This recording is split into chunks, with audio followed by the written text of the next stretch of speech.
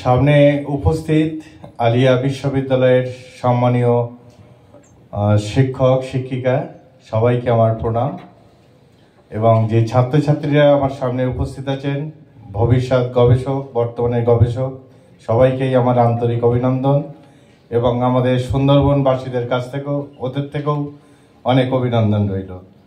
আমার যে বিষয়টি আছেন সেই বিষয়টি হচ্ছে যে তিনটে বিষয় বলবো যে কেন আজকে আমি এখানে এসেছি আর কি কি নিয়ে গবেষণা করা যেতে পারে। আর আজকে যে 5টা প্রেজেন্টেশন দেখলাম আমি 5টা পয়েন্ট ফাইন্ড আউট করেছি যেটা হয়তো ইনপুট করলে ভালো হতো। যাই হোক, আমরা যে কাজটা করছি সেটা 2009 সালের আইএলআর পরবর্তী পর থেকেই 22 তারিখ পর্যন্ত এই মাসের 22 তারিখ পর্যন্ত 12,80,000 ম্যানগ্রোভ প্লান্টেশন করা হয়েছে গোসাবা ব্লকেই। চরঘিরি, সোনাগাঁ, বিপ্রদাসপুর, বেলতলি, মন্মথনগর, কুমিরমারি। এখন আমাদের নতুন প্রজেক্ট শুরু হচ্ছে আবার হিঙ্গলগঞ্জের আতাপুর রমাপুর বলে একটি জায়গা আছে সেখানে। তো বিষয় হচ্ছে যে এত গাছ লাগাচ্ছি, গাছ বড় হচ্ছে, কতদিনে বড় হচ্ছে, কিভাবে সিড কালেকশন হচ্ছে, কতগুলো কারা কাজ করছে, কিভাবে কাজ করছে, এই সমস্ত কিছু কিন্তু একটা জায়গায় নথি করে রাখার দরকার আছে। সেই নথিটা কিন্তু সত্যি কথা বলতে আমার পক্ষে করা সম্ভব নয়। তার জন্য এই দরকার হচ্ছে বিশ্ববিদ্যালয় এবং কলেজের এবং সায়েন্টিস্টদের দরকার। আমরা তাদেরকে সাহায্য করব, তারা এই গবেষণাগুলোকে আস্তে আস্তে দেশে এবং বিদেশে বিভিন্ন জায়গায় ছড়িয়ে দেবে। তো সেই ক্ষেত্রে আমরা দেখতে পাচ্ছি এই গবেষণা এবং ডেটা সংগ্রহের ক্ষেত্রে সুন্দরবনের বাস্তুতন্ত্র, বৈচিত্র্য, পরিবেশগত পরিবর্তনের উপরে যে মৌলিক এবং যে গবেষণা পরিচালনা করার সেই ডেটাগুলো সব সাপ্লাই করার জন্য বিশ্ববিদ্যালয়ের ছাত্রছাত্রীদের ভীষণ প্রয়োজন। ম্যানগ্রোভ বন এবং বনের নির্দিষ্ট অংশের পরিবর্তন যেমন ক্ষয় শনাক্ত করার জন্য স্যাটেলাইট চিত্র, অন্যান্য প্রযুক্তি ব্যবহার করা দরকার। স্যার বলছেন ঘোড়ামারা দ্বীপের পূর্ব দিকে একটা বিশাল বড় চর পড়ছে। শুধু তাই নয়, আমরা দেখেছি ঝিলা নদী, সেটা হচ্ছে আমাদের ভারতীয় সুন্দরবনের একদম শেষতম নদী আর কি, ওটা ওর পরেই বাংলাদেশের জঙ্গল। এবং আমার বাড়িটা যেটা সেটা হচ্ছে ইন্ডিয়ান সুন্দরবনের লাস্ট ডোমেস্টিক ভিলেজ, নাম চরঘিরি, লাইরিপুর অঞ্চল। তো সেখানেও দেখছি আমরা ধীরে ধীরে চরের প্রবণতাটা কিন্তু অনেকটা বাড়ছে। মানে যখন জোয়ার হচ্ছে যে পরিমাণ পলি চলে আসছে ভাটার থেকে কিন্তু সেটা সেডিমেন্টেশন হয়ে যাচ্ছে, সেখানে ফিরে যাচ্ছে না পলিটা। এবার কেন ফিরে যাচ্ছে না তার জন্য গবেষণা করবে কিন্তু বিশ্ববিদ্যালয়ের ছাত্রছাত্রীরা। দ্বিতীয়ত হচ্ছে নীতি নির্ধারণ এবং কৌশল প্রণয়ন, সংরক্ষণ সংক্রান্ত বিষয় গবেষণা প্রতিবেদন তৈরি করে সরকার এবং বিভিন্ন জায়গায় তথ্যগুলোকে পরিবেশন করার দরকার কিন্তু বিশ্ববিদ্যালয়ের ছাত্রছাত্রীদের। জলবায়ু পরিবর্তন, লবণাক্ত বৃদ্ধি, প্রাকৃতিক দুর্যোগের প্রভাব মোকাবিলায় কার্যকর কৌশল তৈরি করতে কিন্তু তারা বিশেষ সহায়তা করে। আমি এবং আমার সঙ্গে ফিল্ডে যারা কাজ করে তারা কিন্তু কেউ রিসার্চ মেথোডোলজি জানে না, সুতরাং তাদের পক্ষে এটা করা কোনোভাবেই সম্ভব না। তারা ডেটা দিতে পারে, যোগাযোগ রাখতে পারে, সবকিছু ব্যবস্থা করে দিতে পারে। তার জন্যই কিন্তু আমাদের বিশ্ববিদ্যালয়ের ছাত্রছাত্রীদের ভীষণ প্রয়োজন। সচেতনতা সৃষ্টি এবং সক্ষমতা বৃদ্ধি, শিক্ষার্থীদের স্থানীয় বিশ্ববিদ্যালয় এবং গবেষণা প্রতিষ্ঠানের সাথে যুক্ত করে গবেষণা এবং অংশীদারিত্ব তৈরি করা।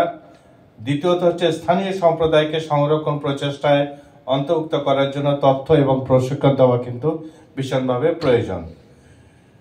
সমন্বয় এবং সহযোগিতা, স্থানীয় এবং আন্তর্জাতিক গবেষণা প্রতিষ্ঠান, বেসরকারি সংস্থা, সরকারি সংস্থাগুলোর সাথে সহযোগিতা করা। যেমন পূর্বাশা ইকো হেল্পলাইন সোসাইটি আলিয়া বিশ্ববিদ্যালয়ের ভূগোল বিভাগের সঙ্গে সংযুক্ত করে কিছু আউটকাম তৈরি করছে। একেএম স্যার বেশ কয়েকবার গেছেন, ছাত্রছাত্রীরা গেছে এবং খুব সফলতার সঙ্গে সেই কাজগুলো আমরা করে চলেছি।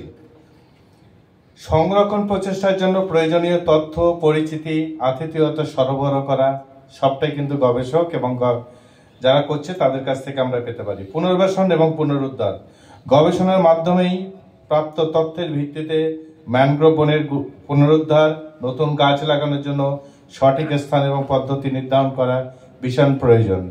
কানাইবাবু বলছিলেন যে সেন্টার যেটা মানে ফ্লাড সেন্টার হয়েছে, কিন্তু এক্স্যাক্টলি কোন জায়গায় করলে ফ্ল্যাট সেন্টারটা ভালো হতো সেটা কিন্তু, যেমন আমার বাড়ি থেকে যেখানে ফ্ল্যাট সেন্টার করা হয়েছে সেটা মিনিমাম 3 কিলোমিটার দূরে। মানে ফ্ল্যাট সেন্টারগুলো সবসময় নদী এবং নদীর বাঁধের পাশে যদি হয় সেক্ষেত্রে ভালো হয়। তো সেক্ষেত্রে সরকার মনে করছে জায়গার অভাব, কোনো জায়গায় বিভিন্ন রকম দলীয় থাকতেই পারে, যার ফলে অনেক ভিতরে হয়ে যায়। সেই তুলনায় আমরা যখন কোনো কিছু আলোচনা করছি তখনই দেখা যাচ্ছে যে নদীর পাড় আর নদীর ভিতর এই দুটোর মধ্যে কিন্তু একটা ডিফারেন্স থেকে যাচ্ছে। আর একটা কথা এখানে স্যার বলছিলেন, ওই বিডিও স্যারের কথা খুব প্র্যাকটিক্যালি লাগলো আর কি। স্যার আছেন, উনিও বললেন আর কি। তো কয়েকটা কিছু কিছু গবেষণার কথা আমি বলছি যেগুলোতে সেইভাবে কিন্তু এখনো টাচ হয়নি, আমরা সেটা তুলে ধরার চেষ্টা করতে পারি আলিয়া বিশ্ববিদ্যালয়ের মাধ্যমে। সুন্দরী গাছ কিন্তু সুন্দরবনে কমে গেছে, স্যারও বলছিলেন সুন্দরী গাছ, নিপা ফটিকান্স, কেওড়া এগুলো কমে গেছে। কেন কমে গেছে? এবং তার বদলে কিন্তু আর একটি গাছ সে কিন্তু জায়গা করে নিচ্ছে, তার নাম হচ্ছে রাইজোফোরা ব্রুগেরিয়া, কাঁকড়া গাছ, যাকে আমরা বলি কাঁকড়া গাছ। কলমের মতো ফল হয়, মুখটা তার লাল, তো খুব সুন্দর। কিন্তু এই যে একটা ব্যালেন্স তৈরি হয়ে যাচ্ছে, বাংলাদেশে অলরেডি প্রচুর পরিমাণে কমে গেছে। এর পেছনে আবার ফারাক্কাবাদ আছে, সেই যুক্তিটা খাড়া করা হয়, সেটা পরের ব্যাপার। বনবিবি পুজো কিন্তু কমে গেছে, বনবিবি পূজাটা কমে গেছে। কেন কমে গেছে সেটা কিন্তু আমাদের জানার প্রয়োজন আছে। তাহলে কি এই বনের সঙ্গে যারা যুক্ত পেশাতে, তারা কি বনে যাওয়া কমিয়ে দিয়েছে? যারাই বনে যায় তারাই তো বনবিবি পূজাটা বেশিরভাগ ক্ষেত্রেই করে, তাহলে কি তারা কমিয়ে দিয়েছে? এই কালচারটা ডেভেলপমেন্ট করার জন্য কিন্তু আমি 3 বছর ধরে উঠে পড়ে লেগেছি, এবং চরগিরি এলাকাতেই কিন্তু আমি মাঘী পূর্ণিমাতেই এই বনবিবি পুজোটা করা হয়। আমি সবাইকে নিয়েই একত্রিতভাবে করি। কলকাতা থেকেও অনেক লোকজন যান, স্যারও যান। হ্যাঁ, সেটা আবার এই বনবিবির যে পাঁচালি, যেটা সেই পাঁচালিপুরে জহুরনামা বলে, জহুরনামা করে করা হয় আর কি। জলের সমস্যা স্যার বলছিলেন মিনিমাম 800 থেকে 1400 মিটার নিচে দেখা যাচ্ছে জল পাওয়া যাচ্ছে। আবার দেখা যাচ্ছে এখানে মিষ্টি জল, 3-4 কিলোমিটার দূরে যদি আমরা আড়াআড়ি ভাবে চলে যাই সেখানে দেখি দেখা যাচ্ছে আবার নোনা জল।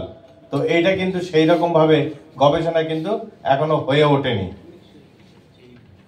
নদীর পরিবর্তন দেখা যাচ্ছে, যেহেতু এগুলো বিনুনি আকৃতির নদী, ইংরেজিতে বারবার ড্রেনেজ প্যাটার্ন বলে। এই বিনুনি আকৃতির নদী পরিবর্তন হওয়ার জন্য, মানে নদীর বারবার পরিবর্তন হচ্ছে। মাতলা নদী নিশ্চয়ই অনেকে দেখেছেন, মাতলা নদী এখান থেকে 10 বছর আগে যারা দেখেছেন, মাতলা নদী কিন্তু এখন সেরকম দেখতে পাবেন না। মাতলা নদীর মাথাটা কিন্তু আস্তে আস্তে ম্যানগ্রোভের পুরো মানে পুনর্বাসন তৈরি হয়ে যাচ্ছে, যে ওই জায়গাটা আমাদের ছিল, আমাদের আবার ফিরিয়ে দিতে হবে, এবং সেটাই কিন্তু হয়ে গেছে অলরেডি। মানে খুব বেশি দূর নয়, জাস্ট ক্যানিং এ যাবেন, ক্যানিং থেকে ক্যানিং এ ব্রিজের উপর দাঁড়াবেন, দেখবেন যে একদম উত্তর দিকে কিন্তু ম্যানগ্রোভ আস্তে আস্তে পুরো উত্তর দিকে কিন্তু চলে যাচ্ছে।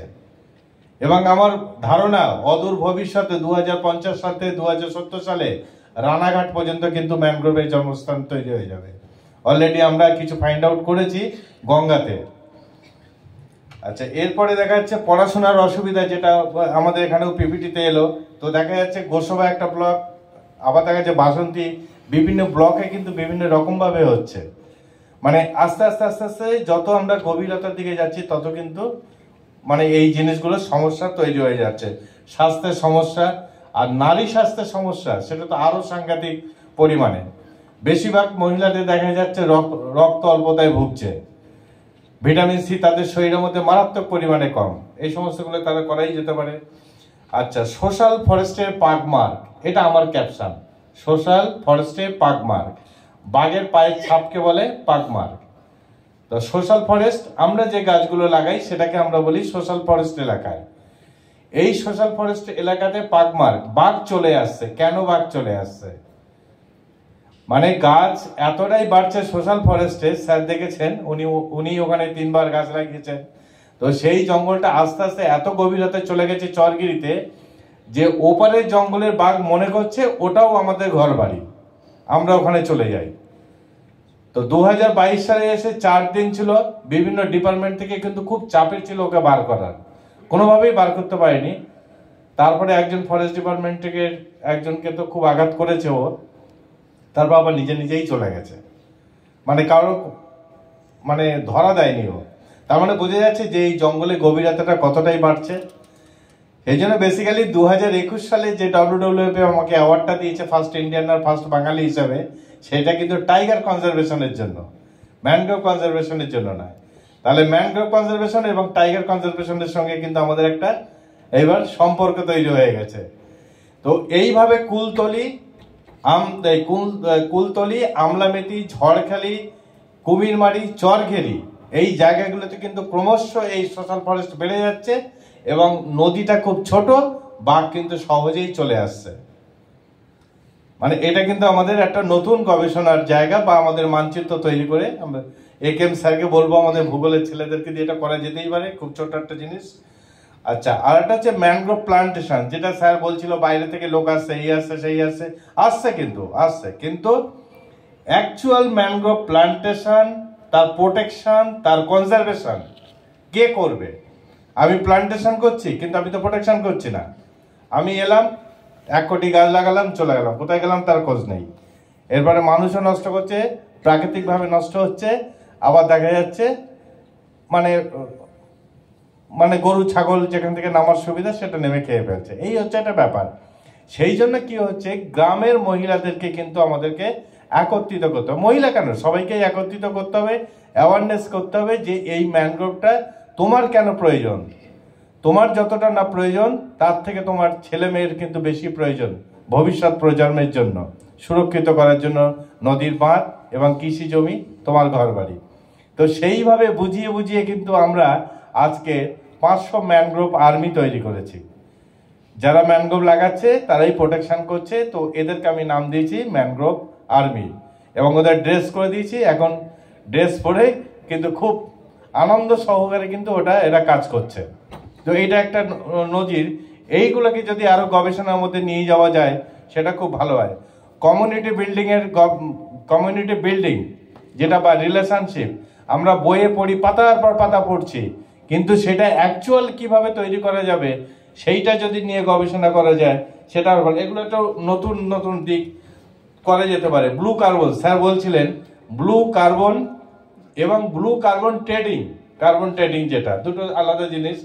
তো সেই ট্রেডিং ব্যাপারটা, ব্লু কার্বন তো সুন্দরবনে আছেই, সেইগুলো নিয়ে গবেষণা সেই লেভেলে হয়নি, বেশ কয়েকজন করছে। তো একজন তো অস্ট্রেলিয়াতেই থাকে আমাদের, উনি অস্ট্রেলিয়াতেই চলে গেছে, এখানকার যাদবপুর ইউনিভার্সিটি, উনি সব থেকে ভালো ব্লু কার্বনের অনেক পেপার আছে ওনার। কিন্তু নতুন জিনিসটা চলে এসেছে, সেটা হচ্ছে ব্লু কার্বন ট্রেডিং।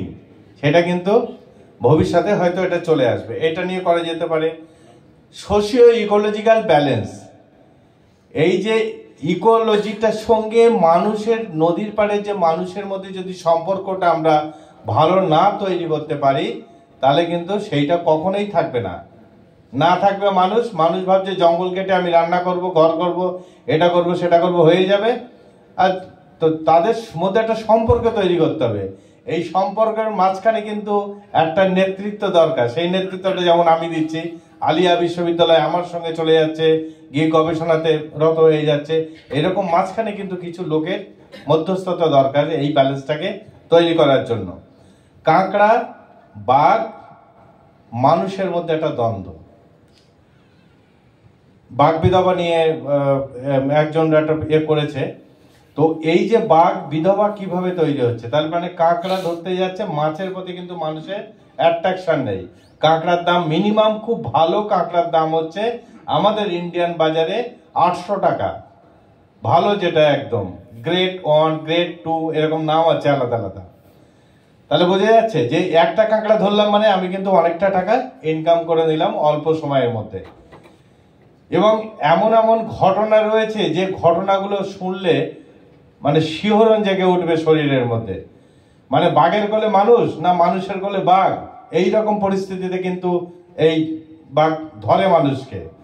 সেই জন্য আপনারা যদি সুযোগ হয় আপনাদের, আমার একটি বই আছে, বাঘে ধরা বাঘে খাওয়া সব গল্পই হলো সত্যি, গাংচিলের প্রকাশনা। বইটা আপনারা পড়বেন, ওখানে গোটা 60 মানে এরকম স্টাডি দেওয়া রয়েছে, মানে একদমই গ্রামীণ ভাষা, আঞ্চলিক ভাষা তুলে ধরে লেখা রয়েছে। পড়লে আপনারা বুঝতে পারবেন যে বাঘ কিভাবে।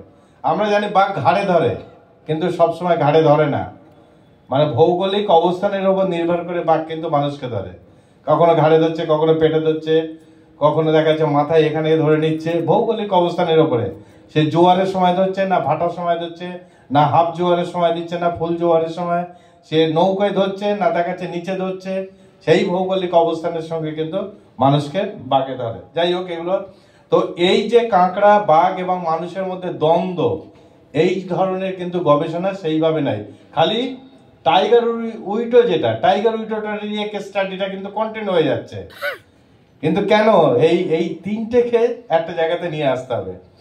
আর বাঘবিধাবাদের ভবিষ্যৎ কি হতে পারে? বাঘবিধাবাদের ভবিষ্যৎ আমরা সেইভাবে কেউ কারোর সংসারে খুব বেশি পরিবর্তন করতে পারবো না, কিন্তু সরকার খুব সাম্প্রতিককালে কোর্টের একটা রায় পেয়েছে, তাতে দেখা যাচ্ছে ওরা ওদের কাগজপত্র, ডেথ সার্টিফিকেট থাকলে কিছু কিছু টাকা পয়সা ওরা পাচ্ছে, সেটাই আর কি শেষ সম্বল। কুলতলির মিঠুন বলে একটি ছেলে আছে, সে তার মাধ্যমেই এইগুলো অনেকটাই ভালো কাজ করছে ও। আচ্ছা, এইবার হচ্ছে ইকো ট্যুরিজম। স্যার বললো যেটা ইকো ট্যুরিজম, তো ইকো ট্যুরিজম হয় না কি ট্যুরিজম হয় বোঝা খুব মুশকিল। খালি জুন মাস থেকে শুরু হয়ে যায় ইলিশ উৎসব, ইলিশই আসে না নদীতে, ইলিশ উৎসব শুরু হয়ে গেল, মানে একটা অদ্ভুত প্যাটার্ন শুরু হয়ে গেছে। তো এই ইলিশ উৎসব করতে গিয়ে কিন্তু বর্তমানে নাও এই নভেম্বর এবং ডিসেম্বরে কিন্তু মূল যে ট্যুরিজমটা সেটা কিন্তু পুরো ঝাড় খেয়ে যাচ্ছে, ওরা মানে নষ্ট হয়ে যাচ্ছে। কেন? কারণ কিছু কিছু লোক ভাবছে যে পুরুলিয়া, বাঁকুড়া, মেদিনীপুর বা মুর্শিদাবাদ, মালদা এই দিককার লোক ভাবছে যে ইলিশও খাবো আবার বাঘও দেখবো, তাহলে এই টাইমেই যাবো। আবার বলছে মাত্র 2700 টাকা, বিশাল বিজ্ঞাপন, তো চলে যাচ্ছে ওই টাইমে। কিন্তু মূল যে এখন তার একটা অ্যাট্রাকশন সুন্দরবনে, সেইটা কিন্তু আর থাকছে না। এইবার এই ইকো ট্যুরিজমের নামে সরকার কিন্তু ভীষণভাবে বিধিনিষেধ করেছে, প্লাস্টিক ফেলা যাবে না, ফেলেও না, অনেক পরিষ্কার থাকে। যাই হোক, সেইটা হচ্ছে, কিন্তু এইটার উপরে আরো কিছু নিয়ে আসা যেতে পারে। তো অনেক পরিবর্তন করা যেতে পারে, হোমস্টে গুলো করা যেতে পারে। হোমস্টে গুলো করলে মানুষ অনেক ভালো আরো গ্রামের মধ্যে পৌঁছে যেতে পারবে। তো এই ধরনের গবেষণাগুলো কিন্তু আমি রিকোয়েস্ট করবো আলিয়া বিশ্ববিদ্যালয়ের বিভিন্ন ডিপার্টমেন্টের ছাত্রছাত্রীদের মধ্যে করা যেতে পারে। এইবার 5টা পয়েন্ট আমি বলবো, শুধুমাত্র যারা পিপিটি দেখলাম ইনপুট করলে মানে ভালো হতো। এক হচ্ছে 1 নম্বর যে ছিল, সে তার যে বিষয়ের মধ্যে মৌমাছি এবং যে ফুলের সময়, মানে যে ফুল থেকে অ্যাকচুয়ালি মৌমাছি কালেক্ট করে সেইগুলোর বিষয়বস্তুগুলো ওর মধ্যে নাই, মনে ঢোকালে খুব ভালো হয়। 2 নম্বর ওই যে বাঘে ধরা যে স্টাডিটা করেছে তাকে বলছি, মানে তাকে আমি রিকোয়েস্ট করছি, ওই বাঘে খাওয়া বাঘে ধরা বইটা পড়লে তোমার স্টাডিটা আরো ভালো হবে, ঠিক আছে? মানে এটা রিকোয়েস্ট আর কি। 3 নম্বর হচ্ছে যে 3 নম্বরটা কি ছিল, এডুকেশন মনে হয়, এডুকেশন ছিল। উনি ওই যে করেছে সে একটা দ্বীপের একটা জায়গাতেই করেছে, ওইটা যদি দুটো দ্বীপের দুটো জায়গাতে নিয়ে করতো তাহলে পরে আরো জিনিসটাকে ভালো হতো, মানে আরো বোঝা যেত জিনিসটা। আচ্ছা, 4 নম্বর হচ্ছে যে এটা মানে জিওগ্রাফি ডিপার্টমেন্টে এগ্রিকালচারের একটা ব্যাপার ছিল। এগ্রিকালচারের মূল একটা সমস্যা হচ্ছে নদীর পাড়ের যে জমিগুলো থাকে সেটা একরকম, আর ভিতরের দিকে দেখা যাচ্ছে আর এক রকম। মানে ক্ষতি হলে নদীর ধারেরটা বেশি ক্ষতি হয়, নদীর জল টল ঢুকে এরকম। তো ভিতরে গ্রামগুলো নিলে ওরা দুটো জায়গা নিয়েছে, আরো ভিতরে জায়গাগুলো নিলে মানে আরো ভালো হবে। আর 3 নম্বর, এই 5 নম্বর বাংলা যে ডিপার্টমেন্টটা সেটা ভীষণ ভালো করেছে, তবে ওর মধ্যে পরিবেশ সচেতনতা বিষয়টা ঢোকালে কিন্তু আরো মনে হচ্ছে কমপ্লিট হতো। একদম খুব সুন্দর লাগছিল পরিবেশ সচেতনতা, এই যেটা এখন চলছে আর কি, ম্যানগ্রো প্ল্যান্টেশন বা ইত্যাদি ইত্যাদি। মাইক্রোপ্লাস্টিক ফেলবে না, মানে মাইক্রোপ্লাস্টিক আস্তে আস্তে দেখা যাচ্ছে যে ইলিশ মাছ খাচ্ছে কিছু খাচ্ছে সেগুলোই ঘুরে ফিরে আমার পেটে টেসে ঢুকছে। ভাইয়া সবাইকে ধন্যবাদ।